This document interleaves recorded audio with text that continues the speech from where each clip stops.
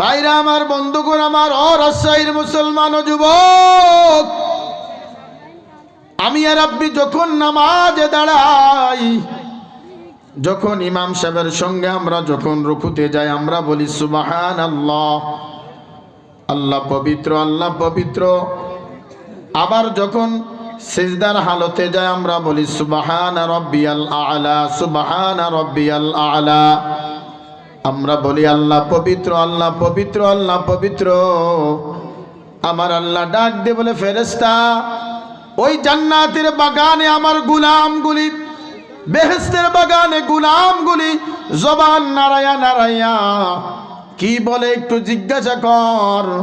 ফেরেশতারা বলে, আল্লাহ তোমার এই গোলামগুলি বাড়ি ছেড়ে, দোকান ছেড়ে, গুনার কাজ বন্ধ করে, রিক্সা চালা, অটো চালক বন্ধ করে, মা বোনের রান্না কাজ বন্ধ করে, মাহফিলের স্থানে বসিয়া জবান নারায়া নারায়া সুবহানাল্লাহ আলহামদুলিল্লাহ পড়ে, ও রব, ও আসমানের মালিক, জমিনের মালিক, তোমার গোলামগুলি জবান নারায়া নারায়া তোমার প্রশংসা করে, তুমি নাকি পবিত্র, তুমি নাকি পবিত্র।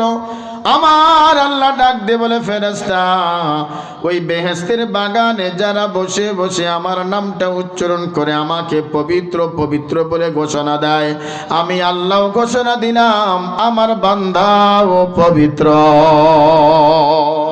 ইয়া ইলাহি তু মেরা মাবুদ হ্যায়, या इलाही तू मेरा माशूक है, अल्लाह अल्लाह क्या मुबारक नाम है, अल्लाह अल्लाह आशिकू का काम है।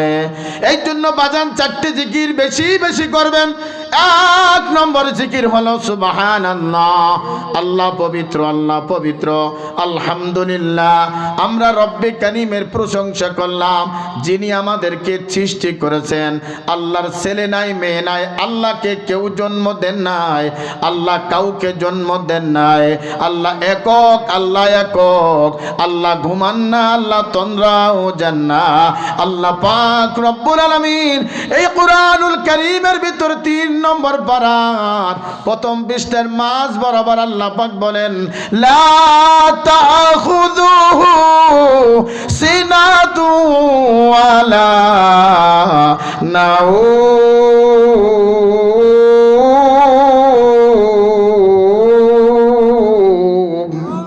আল্লাহ পাক রব্বুল আলামিন ঘুমান না, তন্দ্রাও আসেন না।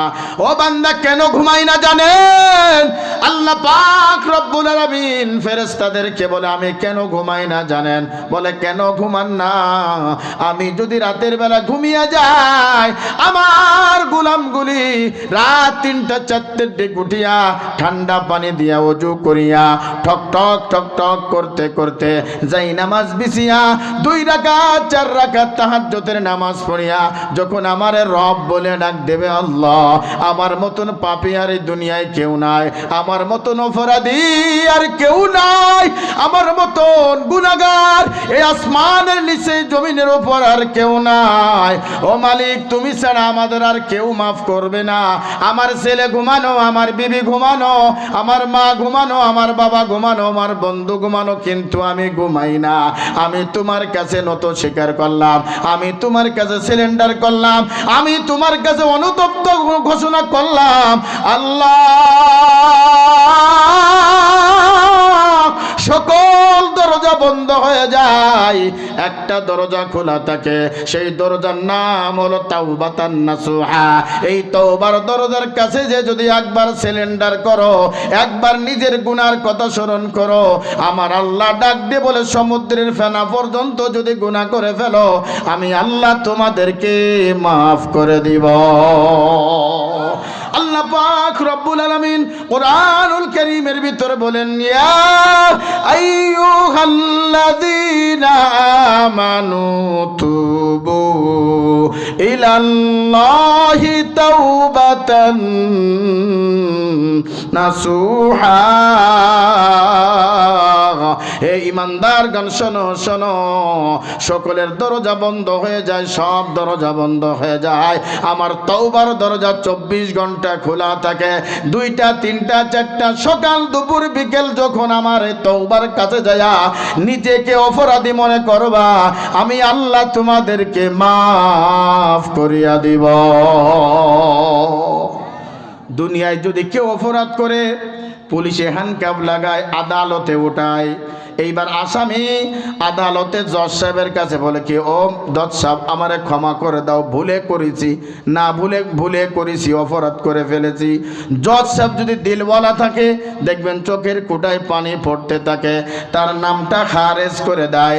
আবার কয়েক মাস পরে আবার কিন্তু হাজিরা দেয়া লাগে। আমার আল্লাহ ডাক দিয়ে বলে, বান্দা শোনো, আমার এমন একটা আদালত, আমার এমন একটা আদালত, এই আদালতের কাছে যাইয়া তওবা করবা, আমি নাম সহ মুছে ফেলাই এবং আমি সমস্ত খাতা থেকে নাম কেটে দিই। ওই দপ্তরের নাম হলো তাওবাতান নাসুহা। এই জন্য যুবক হাতে পায়ে ধরে বলি, ও আমার বাবা, ও আমার যুবক, ও আমার পর্দার আম্মা জান, সব সময় যদি ইস্তেগফারের আমল করো, আল্লাহ পাক রব্বুল আলামিন তোমাকে মুস্তাজাবুদ দাওয়া বানায়া দিবে। মুস্তাজাবুদ দাওয়া বাংলা একটা অর্থ হলো ওই বান্দা যে দোয়া করে ওই দোয়া আল্লাহ তাআলা সঙ্গে সঙ্গে কবুল করে নেয়। আমাদের 4 ইমামের ইমাম আহমদ ইবনে হাম্বল, 4 ইমামের নেতা হলো ইমাম আবু হানিফা রাহমাতুল্লাহি আলাইহি, এবং ইমামের ভিতরে একজন ইমামের নাম আছে ইমাম আহমদ ইবনে হাম্বল। বাজান দিলের কান দিয়ে শুনবেন, আমলের নিয়তে শুনবেন, কেউ উঠা বসা করবেন না। একটা বছর পরে আসছেন আপনারা, আপনারা বেহেশতের বাগানে বসছেন, আগামীকাল কিন্তু এই বেহেশতের বাগান আর বাগান থাকবে না, মাদ্রাসার মাঠ হয়ে যাবে। এই বাগানে বসিয়া যদি কেউ একজন আলেমের দিক নেক নজরে তাকায়, একজন হক্কানে আলেমের দিক ভালো নজরে তাকায়, আল্লাহর নবী বলেন তার জীবনের সমস্ত সগীরা গুনাহ আমি আল্লাহ মাফ করে দিই। এমন একটা বেহেশতের বাগানে আপনারা বসছেন, আগামীকাল আর পাবেন না, আমিও আর আসবো না। আগামী বছর বেঁচে থাকলে দাওয়াত দিলে আসবো। গত বছর এই মাহফিলে কত মানুষ ছিল, এই বছর তারা নাই। গত বছর আপনাদের মাদ্রাসার মুহতামিম সাহেবের আব্বা কিন্তু আমার সঙ্গে সাক্ষাৎ করেছে, এই বছর সে নাই। বাজান আজার একটা সিরিয়াল আছে, যাওয়ার কোনো সিরিয়াল না। গত পরশুদিন আমার মাহফিল ছিল টাঙ্গাইল। আমি আমার প্রাইভেট গাড়ির থেকে যখন আমি নামলাম, 17 বছর একটা যুবক মোটরসাইকেল থেকে পড়িয়া ট্রাকের নিচে মাথাটা চলে গেছে। আমি জীবনে অ্যাক্সিডেন্ট দেখি নাই, আমার জীবনের প্রথম অ্যাক্সিডেন্ট এটাই দেখলাম গিলুগুলি মাথার থেকে বের হয়ে অন্যদিকে চলে গেল। আমি নিজেকে নিজে প্রশ্ন করলাম, হাই হাই দুনিয়া দুনিয়া দুনিয়া, এই দুনিয়ার জন্য যুবক নারীর পাগল, বিবির পাগল। ও যুবক, তোর হাতে পায়ে ধরে বলি, তোর পাউডা ধরতে রাজি আছি, এরপরও তোর আর গুনাহ করিস না, অপরাধ করিস না। তোদের আগামী ভবিষ্যৎ ভালো। যদি অ্যাক্সিডেন্ট করে তুমি চলে যাও, মালাকুল মউত তোমার যদি থাবা দিয়ে বসে, তোমার বউ পাই কি, আমার বউ পাই কি? এই জন্য আমলের নিয়তে, ইখলাসের নিয়তে যারা দোকানে আসো, বাড়িতে আসো, আসো আসো, এই বাগান আর আগামী কাল আর থাকবে না। নিজেকে নিজে প্রশ্ন করো, নিজের হাতকে প্রশ্ন করো, নিজের জবানকে প্রশ্ন করো, নিজের চোখকে প্রশ্ন করো, নিজের কানকে প্রশ্ন করো। ওই হাত তোরে আল্লাহ বানাইছে, ও চোখ ওর তোরে আল্লাহ বানাইছে। এই চোখ দিয়ে নারী দেখার জন্য বানাই নাই, এই চোখ দিয়া বেগানা নারীর দিকে তাকানোর কথা না। এই চোখ দিয়ে আলেমের দিক তাকাইবা, এই চোখ দিয়ে কোরআন জবান দেখবা, এই চোখ দিয়া তুমি নারীর দিক বারবার তাকাও, বারবার তাকাও। এই চোখ দিয়া ফেসবুক টানো, এই আঙ্গুল দিয়া ফেসবুক টানো। হাসরের ময়দানে আঙ্গুল সাক্ষী দিবে, চোখ সাক্ষী দিবে, কান সাক্ষী দিবে, তোমার পা সাক্ষী দিবে। বাজান আমি বলি না, আমি প্রত্যেকটা কথা হাদিস এবং কোরআন আয়াত দিয়া যতটুকু পারবো বলবো, না মনে থাকলে উঠিয়া চলে যাব। বেহুদা কথা বলার জন্য এখানে আসি নাই। এটা তাফসীরুল কোরআন মাহফিল। আল্লাহ পাক রব্বুল আলামিন সূরাতুল ইয়াসিন সূরার ভিতর বলেন, আল ইয়াউমা নাখতিমু আলা আফওয়াহিহিম ওয়া তুকাল্লিমুনা আইদিহিম ওয়া তাশহাদু আরজুলুহুম বিমা কানু ইয়াকসিবুন।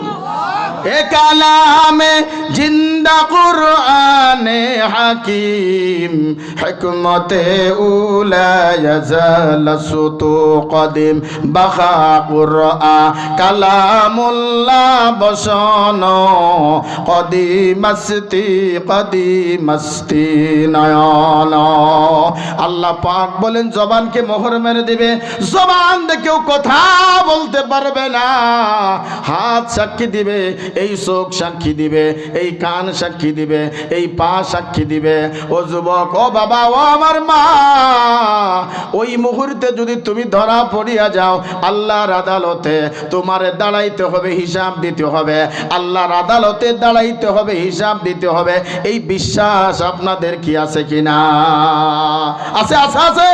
আল্লাহ পাক রব্বুল আলামিন বলেন, ওয়ালিমান খাফা মাকামা রাব্বিহি জান্নাতান।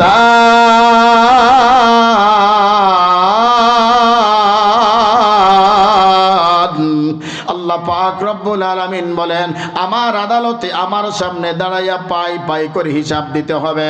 আর যদি তোমার আমল নামা যদি ডান হাতে দেয়, তুমি হাসতে হাসতে আল্লাহর জান্নাতে চলে যাবা।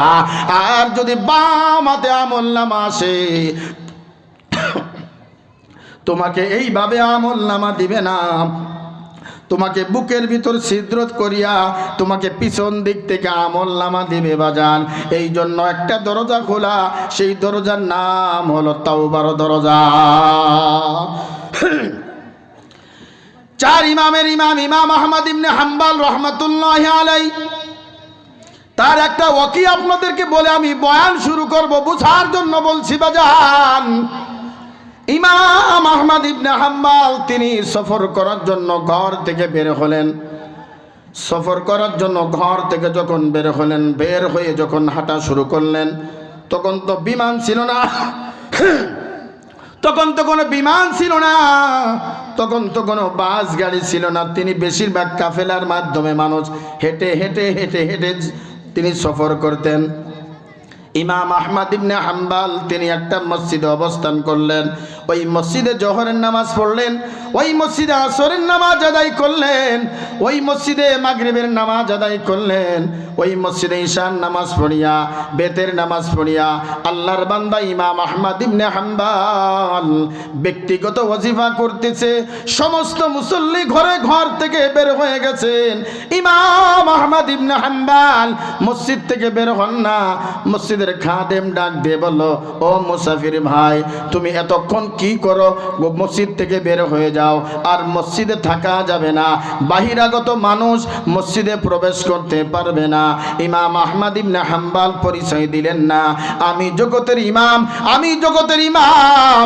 ও রাজশাহীর মুসলমান, একজন জগতের ইমাম, চার ইমামের ইমাম, একজন মুহাক্কিক, একজন আলেম, একজন কামালিয়াত মানুষ নিজের পরিচয় দেন না।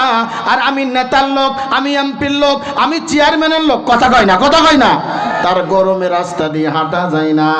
যদি এমপি সাহেব যদি কয় এটা আমার কর্মী, বাপরে বাপ, মিথ্যা সত্য দিয়া মামলা দিয়া জেলখানায় ঢুকই ধুয়ে দেয়, ইমামের জবান বন্ধ করে দেয়, ইমামের মাইক কেড়ে নেয়। ও বান্দা শোনো শোনো, তোমরা মনে করেছিলে 41 সাল পর্যন্ত থাকবো, আল্লাহ কয় 41 তো দূরের কথা, 1 ঘন্টাও সময় তোমাদেরকে দেব না। ঠিক কিনা? আল্লামা দেলার হোসেন সাইদি একটা কথা বলেছে, তার কথাগুলি বাস্তব প্রমাণ হয়ে গেছে। যখন গাছের গোড়া ধরে যখন ঝাঁকি দিবে, দিল্লির জমিনে পালাইতে হবে, তোমার নেতাগুলি ইঁদুরের গর্ত খুঁজেও পাবে না, এমন পালাবে পালাবে, দাড়ি শেষে পালানো লাগবে। কথা বলেন ঠিক কিনা?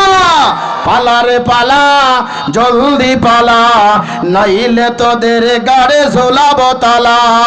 পালা রে পালা, জলদি পালা, নাইলে তোদের গাড়ে ঝোলাবো তালা।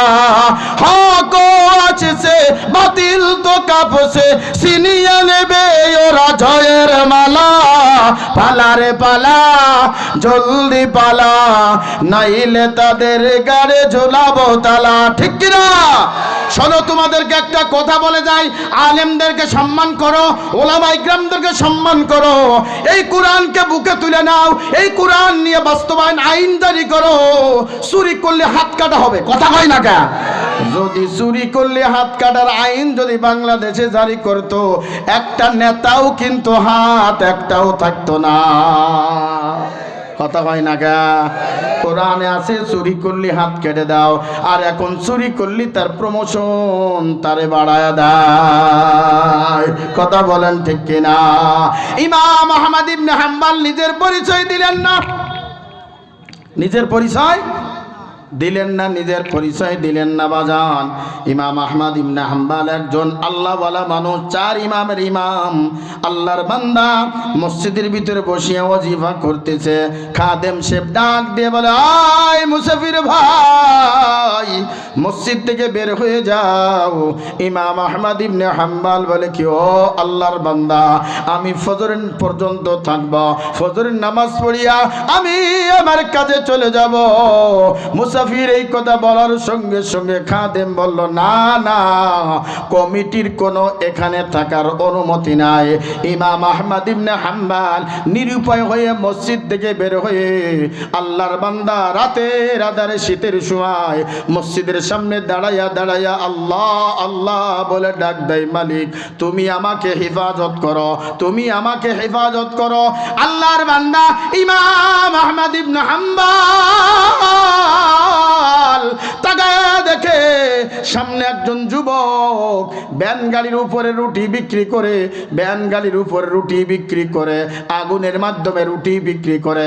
ইমাম আহমদ ইবনে হাম্বল চিন্তা করলো, আমি ওই যুবকের কাছে রাত পর্যন্ত থাকবো, ফজরের আজানের সময় আমি আবার মসজিদে আসিয়া ফজরের নামাজ জামাতে পড়িয়া আমি আমার সফরের কাজ শুরু করব।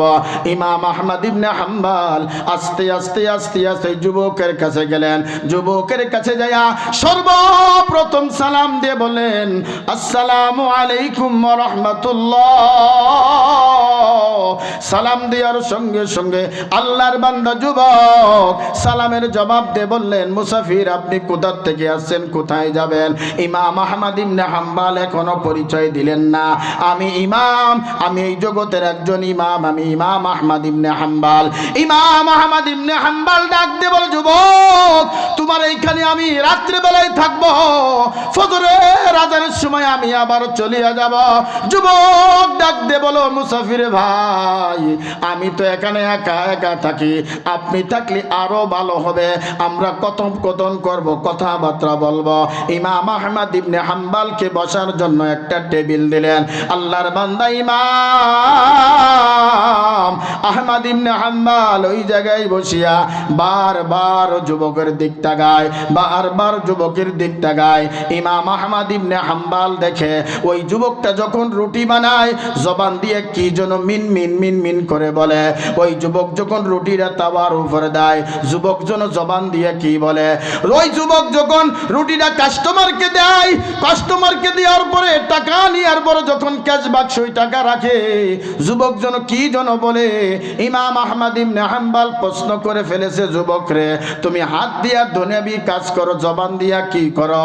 ও আমার মা, ও আমার যুবক, ও আমার মুরব্বী বাবা, যারা রিক্সা চালাও, যারা অটো চালাও, যারা ব্যবসা করো, যারা কৃষি কাজ করো, ও মা তোমরা যারা দুনিয়াবি কাজ করো, রান্না বান্না করো, হাত দ্বারা দুনিয়াবি কাজ করবা, এই জবান দিয়া রব্বে কারিমের কাজ করবা।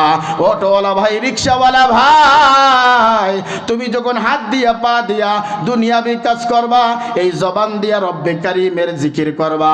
ইমাম আহমদ ইবনে হাম্বাল সঙ্গে সঙ্গে প্রশ্ন করে ফেলেছে, যুবক তুমি হাত দ্বারা দুনিয়াবি কাজ করো, জবান দিয়া কি করো, কি বলো, কি বলো? ইমাম আহমদ ইবনে হাম্বাল এই কথা বলার সঙ্গে সঙ্গে যুবক ডাক দিয়ে বলো, মুসাফির ভাই আমি একটা আমল করি, আমার তো কোনো আমল নাই, কোনো আমল নাই। আমি একজন দিন মজুরি মানুষ, আমি একজন কর্মজীবী মানুষ, আমি বড় আলেমও না, আমি মাদ্রাসাও পড়তে পারি না। একজন আলেমের জবান দিকে শুনছি যে ব্যক্তি সদা সর্বদা ইস্তেগফার পড়বে, আস্তাগফিরুল্লাহ আস্তাগফিরুল্লাহ, আল্লাহ পাক নাকি তাকে মুস্তাজাবুদ দাওয়া বানায় দিবে। মুসাফির ডাক দিয়ে বলো, যুবক তুমি আমলটা কতদিন ধরে করো? যুবক ডাক দিয়ে বলো কি, আল্লাহর বান্দা শোনো, আমি এই ব্যবসা করি 8 থেকে 10 বছর ধরে, এই আমলটা আমি জানি না, এই আমলটা আমি জানি না। ইমাম আহমদ ইবনে হাম্বাল এখনো পরিচয় দিলেন না। ইমাম আহমদ ইবনে হাম্বাল ওই ব্যক্তিকে ডাক দিয়ে বললেন, তুমি কি ফল পেয়েছো ইস্তেগফারের আমল করার কারণে? যুবক ডাক দিয়ে বলে কি, এই জামানার ভিতর যত দোয়া করেছি আল্লাহ পাক রব্বুল আলামিন সব দোয়া কবুল করেছে, কিন্তু একটা দোয়া এখনো কবুল করে নাই। ও বাজান দিলের কান দিয়া শোনো, সেই দোয়াটা কি? ইমাম আহমদ ইবনে হাম্বাল ডাক দিয়ে বলো, ও যুবক সেই দোয়াটা কি? এখনো কবুল করি নাই। যুবক ডাক দিয়ে বলো, মুসাফির ভাই আমি 5 ওয়াক্ত নামাজের পরে উঠতে বসতে সব সময় আমি আল্লাহর কাছে একটা দোয়া করি, মালিক তুমি তো সব দোয়া আমার কবুল করেছো, আমার মনে বড় আশা, মনে বড় আশা, এই জামানার ভিতর একজন ইমাম আছে, ইমাম আহমদ ইবনে হাম্বাল, আমার সরাসরি আমার চোখ দিয়ে আমি দেখব। আউলিয়ারা কারে উকবা ইখতিয়ার, জাহেলারা কার দুনিয়া ইখতিয়ার, মাইলে মোমিন সুয়ে মোমিন মিশাওয়াদ, মাইলে কাফির সুয়ে কাফির মিশাওয়াদ। ওরা সাইর বাবারা, যুবকরা শোনো, ইমাম আহমদ ইবনে হাম্বাল এখনো পরিচয় দিলেন না, আমি সেই ইমাম, আমি সেই ইমাম আহমদ ইবনে হাম্বাল।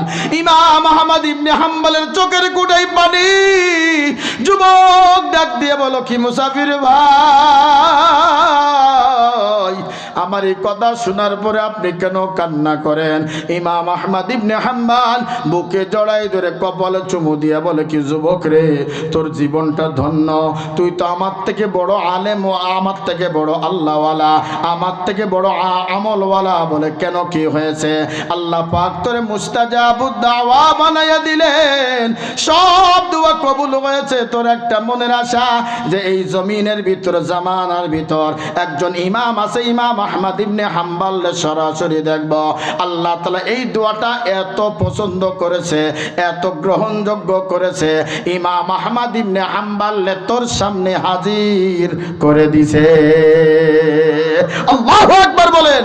এই জন্য আল্লাহ পাক রব্বুল আলামিন বলেন, আলা ইন্না আউলিয়া আল্লাহি লা খাউফুন আলাইহিম ওয়ালা হুম ইয়াহজানুন।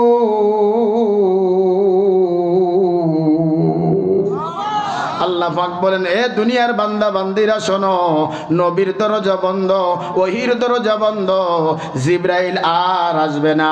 জিবরাইল যে মদিনার জমিনে বারবার আসতেন, সব থেকে জিবরাইল আলাইহিস সালাতু ওয়াস সালাম আমার আপনার নবীর কাছে একবার না দুইবার নয় 22,000 বার আসছে। আল্লাহু আকবার বলেন। কত হাজার বার? সবাইকে বলতে কত হাজার বার। এবং মসজিদের নববীর যে রাস্তা দিয়ে যে দরজাতে ঢুকতেন হযরত জিবরাইল আলাইহিস সালাতু ওয়াস সালাম, ওই দরজার নাম রেখেছে বাবে জিবরাইল। নাম কি? চলবে? কতক্ষণ চলবে? তো ইনশাআল্লাহ। আমার সময় দিবেন কিছুক্ষণ? আমি তো শুরুই করিনি এখনো, ভূমিকম্প তো সামনে শুরু হবে। কি কন? এরপরও প্যান্ডেল ভরে গেছে। জোরে কোন আল্লাহু আকবার। আল্লাহ পাক রব্বুল, আমার মূল পয়েন্টে চলে যায়। আমি আপনার কাছে আমার একটা কথা বলে গেছে। যাই হোক, মসজিদ কমিটি, মাদ্রাসার কমিটি যারা আছেন সবাই চলে আসেন প্যান্ডেলে, স্টেজে। আমি কুরআনুল কারীম থেকে ছোট্ট একটা আয়াত তেলাওয়াত করেছি, ছোট্ট একটা আয়াত, ওয়ামা আরসালনাকা ইল্লা রাহমাতাল লিল আলামিন। এর আগে দুইটা আয়াত তেলাওয়াত করেছি, কিন্তু ওই দুইটা আয়াতের ব্যাখ্যা এবং কথা বলার সুযোগ নাই, অল্প সময়। বেশি রাত করলে আবার প্রধান বক্তা এসে সময় পাবে না। আমি তো বিশেষ বক্তা, আমার তো অল্প টাইম, প্রধান বক্তার বেশি টাইম। কি বলেন? উঠে যাবেন নাকি? থাকবেন তো ইনশাআল্লাহ। আল্লাহ পাক রব্বুল আলামিন বলেন, ওয়ামা আরসালনাকা ইল্লা রাহমাতাল লিল আলামিন। বাংলা অর্থ কি? আসমান এবং জমিনের মালিক কে? জোরে বলবে কে? আসমান এবং জমিনের মালিক একমাত্র কে? ইজ্জত দেনেওয়ালা, ইজ্জত নেনেওয়ালা কে? ইজ্জত যদি আল্লাহ দেয়, পৃথিবীর কারোর ঠেকানোর ক্ষমতা নাই। জামা টেনে, জুতা টেনে এবং টুপি টেনে দল্লুক রক্ষা করতে পারবে না। যদি বেইজ্জতি করে, যত কৌশল করো, যত অভিনয় করো, আল্লাহ অভিনয় মেনে নিবে না। ঠিক কিনা? আল্লাহ বলেন, وَمَكَرُوا وَمَكَرَ اللَّهُ وَاللَّهُ خَيْرُ الْمَاكِرِينَ।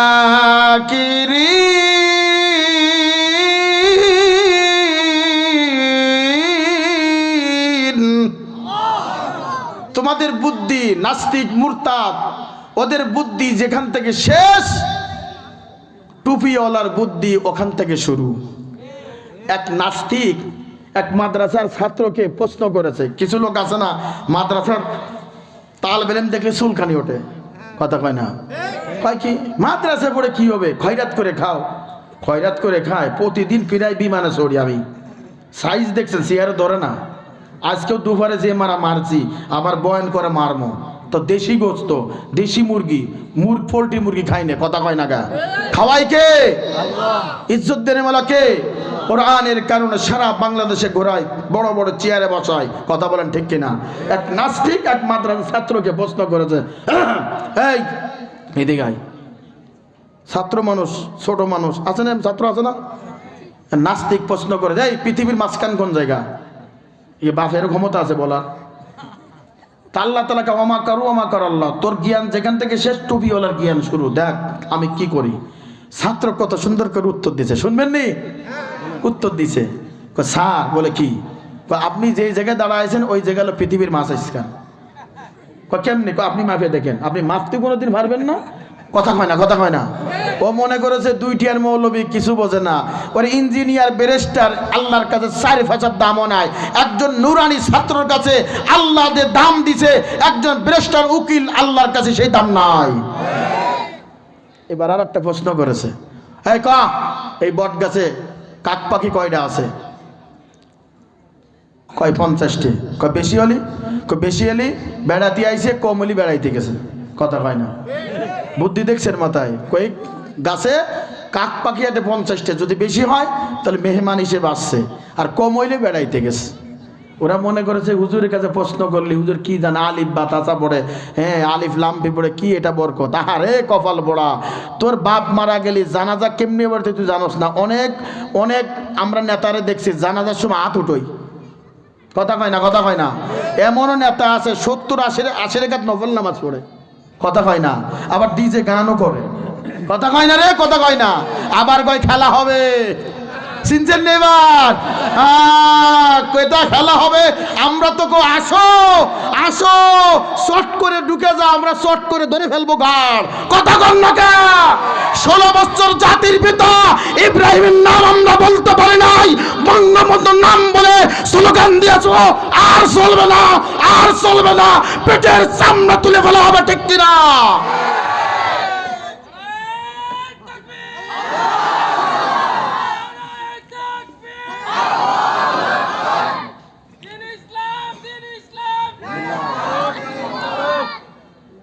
আল্লাহু আকবার স্লোগান থাকবে। জন্মগ্রহণ করেছি আল্লাহু আকবার, নামাজের শুরু হয় আল্লাহু আকবার দিয়ে। কথা বলেন ঠিক কিনা? একজন আলেম রাজপথে কখন নামে? তেলের দাম বাড়লে নামে না, ডালির দাম বাড়লে নামে না, চাউলের দাম বাড়লে নামে না, লবণের দাম বাড়লে রাজপথে আলেমরা নামে না। আলেমরা নামে ওই সময় যখন আল্লাহ এবং আল্লাহ রাসূলকে গালি দেয় কোন নেতা, মাজায় গামছা বেঁধে, কাপড়ের কাপড় বেঁধে রাজপথে নামে। কথা বলেন ঠিক কিনা? কোনদিন দেখছেন আলেমরা ডালির দাম বাড়ছে রাজপথে নামছে? আমাকে চেয়ারের দরকার নাই, ক্ষমতার দরকার নাই। আমরা এমন আল্লাহ পাক আমাদের সব থেকে বড় সম্মান হলো চেয়ার দিয়েছে, জুমার চেয়ার। কথা কন না কে? তুমি 5 বছর 10 বছর তোমার ক্ষমতা আছে, চেয়ার তোমার পিছনে আছে। চেয়ার চলে গেলে কুত্তাও তোমার জিজ্ঞাসা না, রিক্সাওয়ালা কবে এবার গাড়িতে ওঠ। আর আমাকে জন্ম থেকে মৃত্যু পর্যন্ত আল্লাহ পাক আমাদের সম্মান দিয়েছে, যেখানে যাবো একটা ডাক দেবে, হুজুর ওঠেন। কথা কন না কে?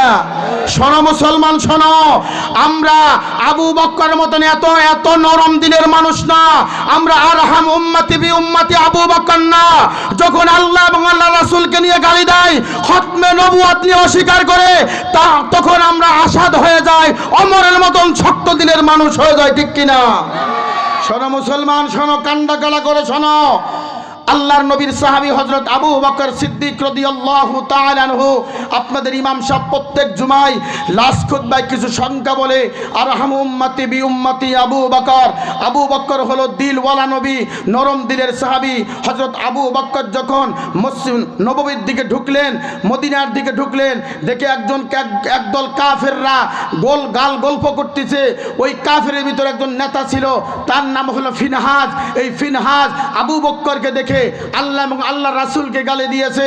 আবু বকর আর হাম নাই, তখন আসাদুহুম হয়ে গেছে।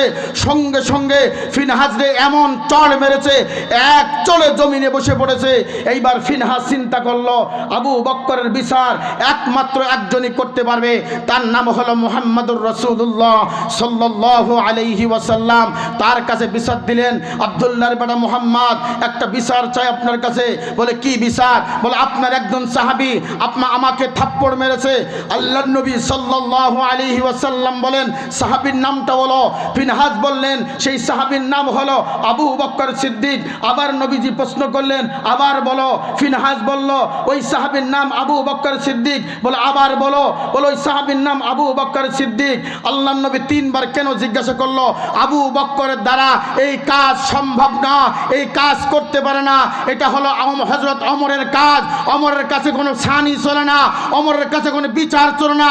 ওমরের কাছে চলে তলোয়ার, এক কবে গর্দান ফেলে দেওয়া তলোয়ার।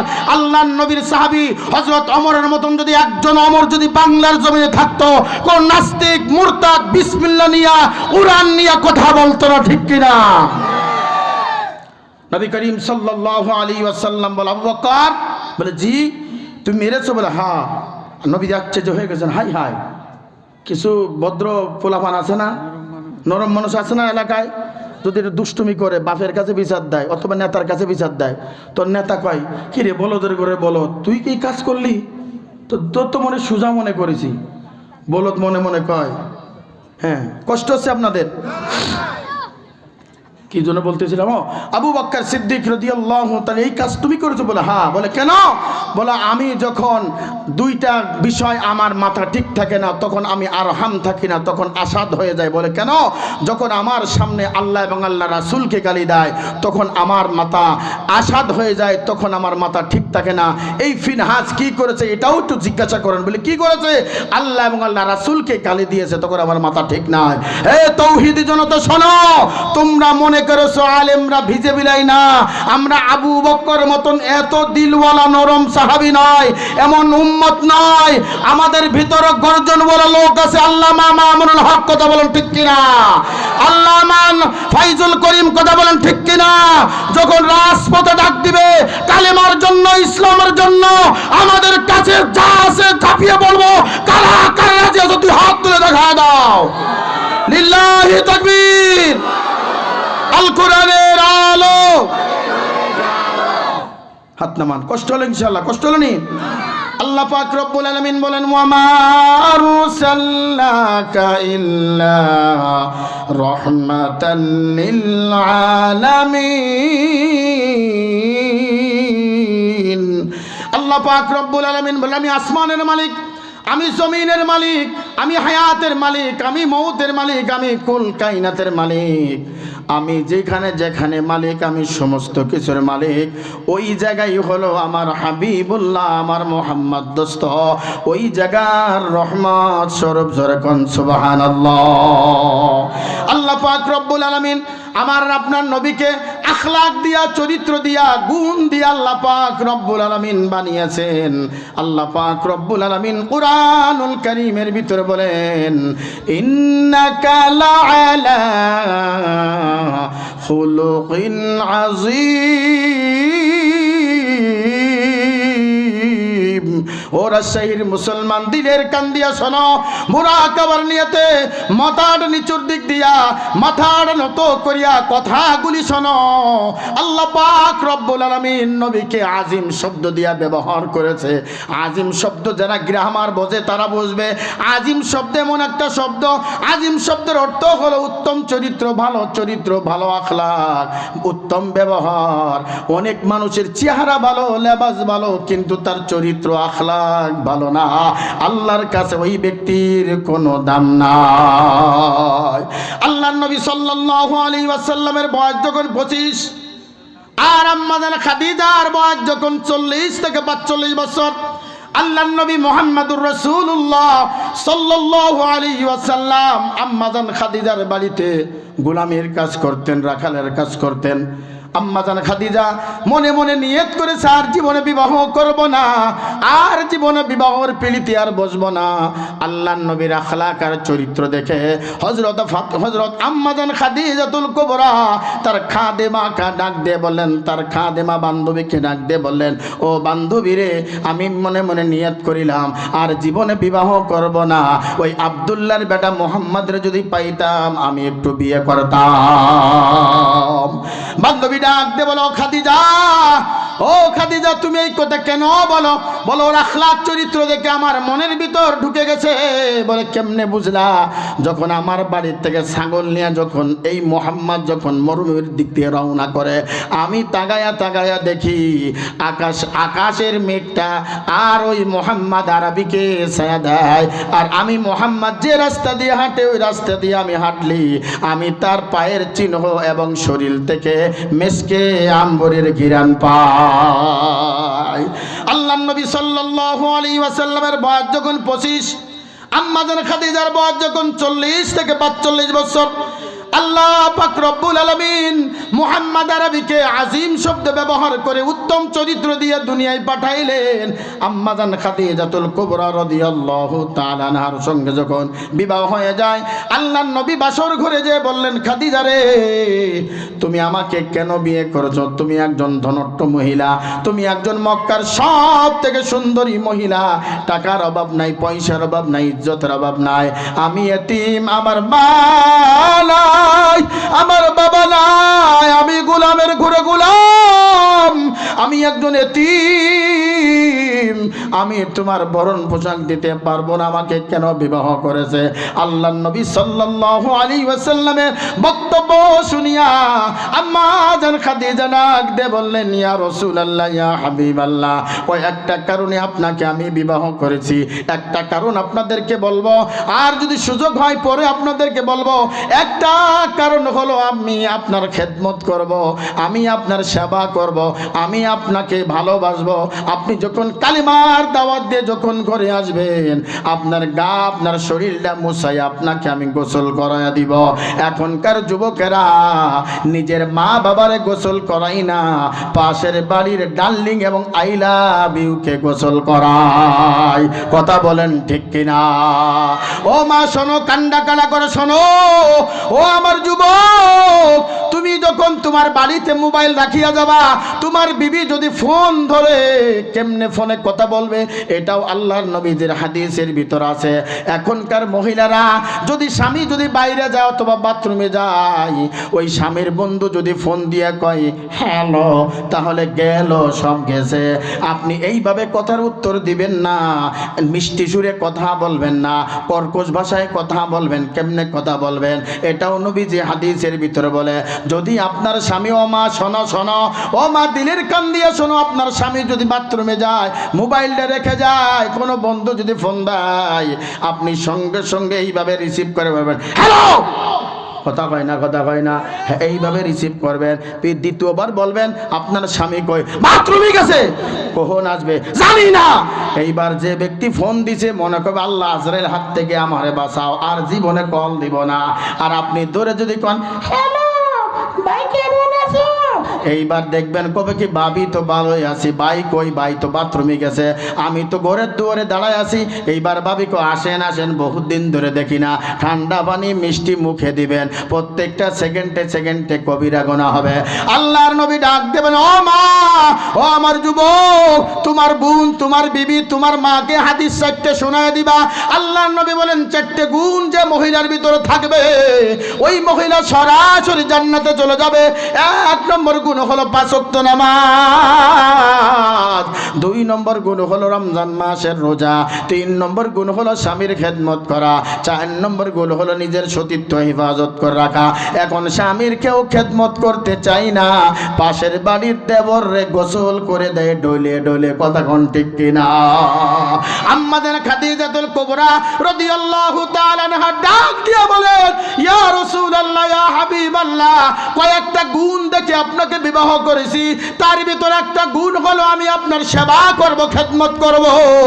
আম্মা জান খাদিজাতুল কুবরা রাদিয়াল্লাহু তাআলা আনহা বলেন, আপনি যখন কালিমার দাওয়াত দিয়া আপনি যখন আমার ঘরে আসবেন, আপনার জান্নাতি দেহটা আমি মুছিয়া দেব, আমি খেদমত করব।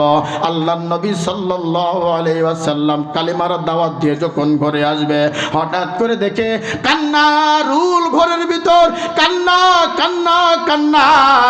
আল্লাহর নবী সালাম দিলেন, ও ফাতেমা দরজা খোল, দরজা খোল। হযরত ফাতেমা দরজা খুলে দিলেন, দেখে ফাতেমাও কান্দে, আম্মা জান খাদিজাও কান্দে। ও যুবক, ও আমার মা, ও আমার বাবা, খাদিজাকে খাদিজাকে আল্লাহ পাক রব্বুল আলামিন পৃথিবীর ভিতর 2 জন ব্যক্তিকে সরাসরি সালাম দিয়েছেন। একজন হলো আবু বকর, দ্বিতীয় জন হলো আম্মা জান খাদিজাতুল কুবরা। এইবার ঘরের ভিতর ঢুকে দেখে ফাতেমাও কান্দে, আম্মা জান খাদিজাও কান্দে। আল্লাহর নবী প্রশ্ন করে ফেলেছে, মা, ও ফাতেমা, আপনি কান্না করেন কেন? আপনার কান্না আমি বরদাস্ত করতে পারি না, আপনার কান্না আমি সহ্য করতে পারি না। বলে, মা কান্না করে কেন? এইবার খাদিজাকে প্রশ্ন করেছে, খাদিজা আপনি কান্না করেন কেন? এখন তো সুখের দিন, এখন তো কষ্ট আর নাই। যখন আমার কষ্ট ছিল, যখন আমার মানুষ কাফেররা পাথর মারতো, এতিম বলে গালি দিত, ধোঁকাবাজ বলে গালি দিত, ওই সময় আপনি কান্না করেন নাই, এই মুহূর্তে কেন কান্না করেন? এইবার খাদিজা ডাক দে বলে, ইয়া রাসূলুল্লাহ, ইয়া হাবিবাল্লাহ, আমার কাছে একটু দাঁড়ান। দাঁড়াইয়া জান্নাতুল বাকির দিক তাকাইয়া তাকাইয়া আম্মা জান খাদিজা কান্দে, ইয়া রাসূলুল্লাহ, ইয়া হাবিবাল্লাহ, ওই কবরে একা একা থাকতে হবে, ওই কবরে সাথী থাকবে না, বাদী থাকবে না, লেপ্ত চোখ থাকবে না, বন্ধু থাকবে না, বান্ধব থাকবে না, আপনি থাকবেন না, ফাতেমা থাকবে না, আমার মা থাকবে না, আমার বাবা থাকবে না। ওই কবরে একা একা আমাকে থাকতে হবে। ও রাজশাহীর যুবক, ও আমার বাবা, ও আমার পর্দার আম্মা জান, একজন জান্নাতি মহিলা, যুবকদের সর্দার হাসান হোসেন নানি, মহিলাদের সর্দার হযরত ফাতিমার আম্মা, এরপর কবর থেকে কান্দেন ওই কবরে একা একা থাকতে হবে। ভালো আমল নিয়ে যদি এই কবরে যাও, ওই কবর হবে ওয়ালবিসু মিনাল জান্নাহ ওয়াফতাহু লাহু বাবা ইলাল জান্নাহ।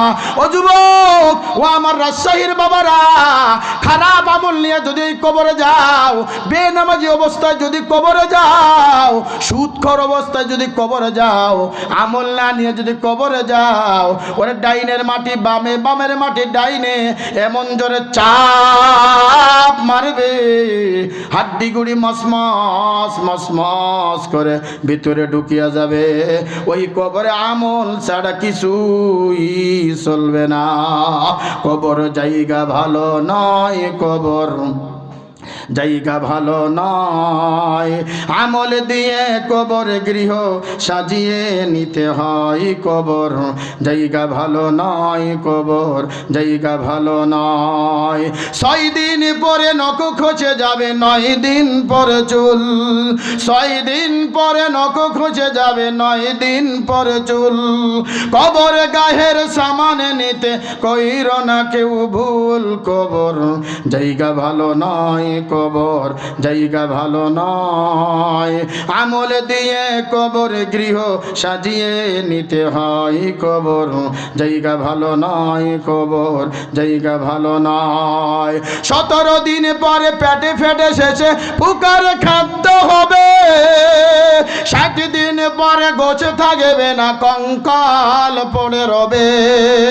আরে 90 দিন হাড়ি গুলি সব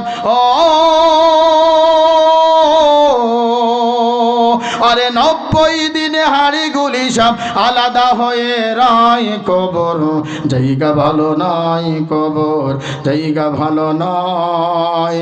আমল দিয়ে কবর গৃহ সাজিয়ে নিতে হয়। কথা বলেন ঠিক কিনা? ও রাজশাহীর মুসলমান, দিনের কান দিয়ে শোনো, আম্মাদের খাদিজা কবর থেকে কান্দে, তোমার চোখে পানি নাই।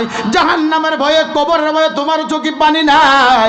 আল্লাহর নবী বলেন, মাম্মা কামিন খসিয়াতিল্লাহ হারামাল্লাহু তিলকাল আইনা আলান নার। আল্লাহর নবী বলেন, যারা জাহান্নামের ভয়ে, কবরের ভয়ে 1 ফোঁটা পানি জমিনে ফেলবে, আল্লাহর নবী বলেন তার জন্য জাহান্নাম হারাম, তার জন্য জান্নাত ওয়াজিব হয়ে যাবে। আল্লাহু আল্লাহ। আল্লাহ পাক রব্বুল আলামিন বলেন, ইবকু ইবকু, বেশি বেশি কাঁদো। আল্লাহর নবী আম্মাজান খাদিজার মাথায় হাত দিয়ে বলেন, খাদিজা রে, কান্না করবেন না। ওই কবরে সাথী না গেলেও, ওই কবরে বাতি না গেলেও, ওই কবরে কোনো কেউ যদি না যায়, আমি ওয়াদা করলাম, ওয়াদা করলাম, আমার 2 জন বিবি তোমার সঙ্গে সর্বপ্রথম সাক্ষাৎ করবে। জোরে কন্না আল্লাহু আকবার। কয়জন বিবি? কয়জন? খেয়াল করতেছেন? বুঝিয়েছেন আপনারা কিছু? নবীজির প্রথম বিবির নাম কি? আম্মাজান খাদিজা। আর কি কোনো বিয়ে করেছে? তা খাদিজা চিন্তা করল, হাই হাই, আপনি তো আমার প্রথম স্বামী, আপনি আবার কবে বিয়ে করলেন? আল্লাহর নবী বলেন, খাদিজা রে, 2 জন বিবি আমার আপনার সঙ্গে সাক্ষাৎ করবে। বলেন কয়জন বিবি? 2 হাত তুলে কোন, 2 হাত তুলে কোন, কয়জন বিবি? হাত তোলেন, হাত তোলেন। কয়জন বিবি? কয়জন? আপনাদের কাছে প্রশ্ন আছে, হুজুর আম্মাজান খাদিজারা প্রথম বিবাহ করেছে, 2 জন বিবি পাইল কই? আল্লাহর নবী সাল্লাল্লাহু আলাইহি ওয়াসাল্লাম বলেন, খাদিজা রে, কান্না করবেন না, 2 জন বিবি আপনার সঙ্গে সাক্ষাৎ করবে। 2 জন বিবির নাম আমি কিন্তু বলবো, এই জায়গা আমি কাছে রেখে দিলাম, লাস্টে আমি বলবো 2 জন বিবির নাম কি। অনেকেই জানে, অনেকেই জানে না। 2 জন বিবি কে কে? আল্লাহর নবীর মেয়ে ফাতিমা রাদিয়াল্লাহু তাআলা আনহা কিতাবের ভিতর লেখেছে, জীবনে কোনোদিন ইশরাক ছাড়ে নাই, জীবনে কোনোদিন আউবিন ছাড়ে নাই, জীবনে কোনোদিন তাহাজ্জুদের নামাজ ছাড়ে নাই। আল্লাহর নবীর সাহাবী হযরত আলী রাদিয়াল্লাহু তাআলা আনহু নামাজ শেষ করিয়া আম্মাজান ফাতিমার ঘরে ঢুকলেন। আল্লাহর নবীর মেয়ে ফাতিমা যাই নামাজে বসিয়া কোরআন তেলাওয়াত করে। আল্লাহর নবীর সাহাবী হযরত আলী প্রত্যেক দিন ওই যাই নামাজে বসিয়া কোরআন তেলাওয়াত করে ফাতিমা রান্নার কাজে ব্যস্ত হয়ে যায়। মসজিদে নববী থেকে নামাজ শেষ করে হযরত আলী রাদিয়াল্লাহু তাআলা আনহু যাই নামাজের কাছে যেয়ে দেখে ফাতিমা যাই নামাজের কাছে নাই। ফাতিমা কই, ফাতিমা কই? হযরত আলী খোঁজাখুঁজি শুরু করলেন। আল্লাহর নবীর সাহাবী হযরত আলী দেখে রান্নাঘরের ভিতর আমার বিবি ফাতিমা চোখের পানি ছেড়ে ছেড়ে কাঁদে, আল্লাহ আল্লাহ আমারে মাফ করে দাও, আমারে মাফ করে দাও, মাফ করে দাও।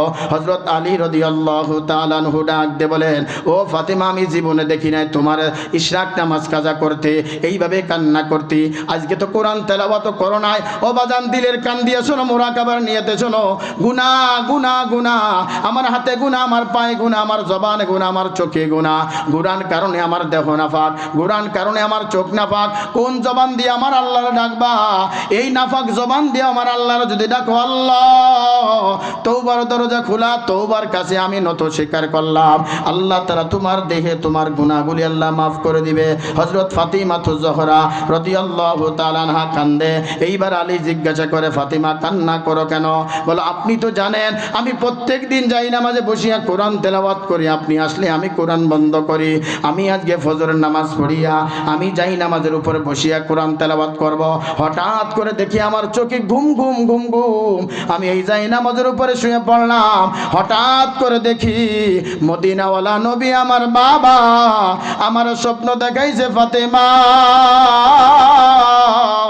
তুমি তোমার স্বামীর সঙ্গে ইফতার করছে, আর সাহারি খাইছো তোমার ছেলের সঙ্গে, তুমি আজকে আমার সঙ্গে ইফতার করবা। আলী শোনো শোনো, আপনি তো ভালো করে জানেন আমার বাবার কাছে যখন আজরাইল জিব্রাইল দুইজনই আসলেন জান কবজ করার জন্য, সব থেকে বেশি কান্না করেছিলাম।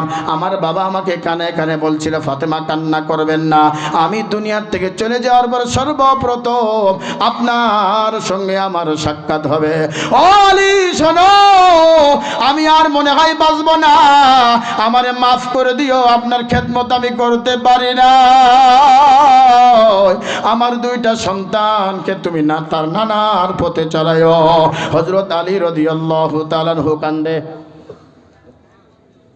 হযরত আলী রাদিয়াল্লাহু তাআলা আনহু কান্দে, হযরত ফাতেমাও কান্দে। বাজান, এই জন্য হাতে পায়ে ধরে বলে যায়, গুনার কথা স্মরণ করিয়া আল্লাহর দিক তাকাইয়া মনে মনে চিন্তা করো, সামনে আমার রব, পিছনে আজরাইল, ডাইনে জান্নাত, বামে জাহান্নাম। আল্লাহু আকবার, আল্লাহু আকবার। এই চিন্তা করিয়া যদি চোখের পানি ছেড়ে ছেড়ে কাঁদতে পারো, আর ওই জাহান্নামের আযাবের ভয়ের যদি কাঁদতে পারো, আল্লাহর নবী বলেন, মান বাকা মিন খাশিয়াতিল্লাহ হারামাল্লাহু আল্লাহ তুমি আমাদের সকলকে মাফ করে দাও, জোরে কোন আমিন। বাজান, আমরা আলেম হতে পারি নাই, আমরা মুহাদ্দিস হতে পারি নাই। আল্লাহর নবী সাল্লাল্লাহু আলাইহি ওয়াসাল্লাম বলেন, যে ব্যক্তি একজন এতিমের মাথায় হাত রাখবে, সে তো এতিমের মাথায় হাত রাখলো না, সে তো আমার মাথায় হাত রাখলো। এই জন্য নবী আলাইহিস সালাতু ওয়াস সালাম সবসময় আতর ব্যবহার করতেন হাতের তালয়। যখন আল্লাহর নবী কারো মাথা হাত দিতেন, সাহাবীরা নাক দিয়ে শুকতেন, যে মাথা দিয়ে আতরের ঘ্রাণ বের হতো, মনে মনে চিন্তা করতে এটা নবীজির হাতের ছাপ পড়েছে। ইমাম গাজালি রহমাতুল্লাহি আলাইহি, সুলতান মাহমুদ গজনবী রহমাতুল্লাহ আলাই আল্লাহ পাকের কাছে দুইটি দোয়া করত, আল্লাহ কি আমল করলে জান্নাতে যাব, আর কি আমল করলে আমি আমার নবীর সঙ্গে দিদার হবে। একদিন হয়ে যায়, দুই দিন হয়ে যায়, বাজান সুলতান মাহমুদ গজনবী রহমাতুল্লাহ আলাই একদিন গভীর রজনীতে হাঁটতেছে। একদিন দেখে একটা তালবেলেম, মাদ্রাসার তালবেলেম, 10 থেকে 12 বছর বয়স, সরকারি বাতির নিচে কোরআন তেলাওয়াত করতেছে। ইমাম সুলতান মাহমুদ গজনবী রহমাতুল্লাহ আলাই তার খাদেমকে ডাক দিল, খাদেম যাও যাও, এই বাচ্চারা সরকারি বাতির নিচে কেন পড়ে? তার কি টাকা নাই, পয়সা নাই, তার কি কোনো কিছুই নাই? খাদেম যে বলল, আসসালামু আলাইকুম রহমাতুল্লাহ, এই যুবক তোমার কি মাদ্রাসায় জায়গা নাই? এই কথা বলতি এতিম ছাত্র, মাদ্রাসার ছাত্র, তাল বেলে তার চোখের পানি টপ টপ টপ টপ করে পড়ে। খাদেম ডাক দিল, বাজান কান্না করো কেন? বলো, আজ 4 বছর হয়ে গেল আমার মা মা অন্ধকার কবরে, বাবা অন্ধকার কবরে, আমার কেউ টাকা দেয় না, আমার কেউ পয়সা দেয় না। আমার মা বাবার বড় একটা আশা, আমি আলেম হব, আমি আলেম হব, আমাকে আগামীকাল আমার পরীক্ষা, আমি পরীক্ষা যদি না দিতে পারি আমি পরীক্ষায় ফেল করব, আমার মায়ের মন বা ভেঙ্গে যাবে, আমার বাবার আশা পূর্ণ হবে না। খাদেম ডাক দেবল, ঠিক আছে চলো চলো। আল্লাহু আকবার, আল্লাহু আকবার। সুলতান মাহমুদ গজনবী রহমতুল্লাহ আলাইহি কাছে খাদেম চেয়ে বললেন, খা আল্লাহর বান্দা, ও বাদশাহ নামদার, ওই যুবকের কাছে আমরা গেলাম, যুবকের টাকা নাই, পয়সা নাই, মাদ্রাসায় কেউ তার দাম দেয় না, গরিব বলে কেউ দাম দেয় না, এতিম বলে কেউ দাম দেয় না। সুলতান মাহমুদ গজনবী রহমতুল্লাহ আলাইহি ডাক দিল, খাদেম, আগামীকাল ওই ছাত্রকে আমার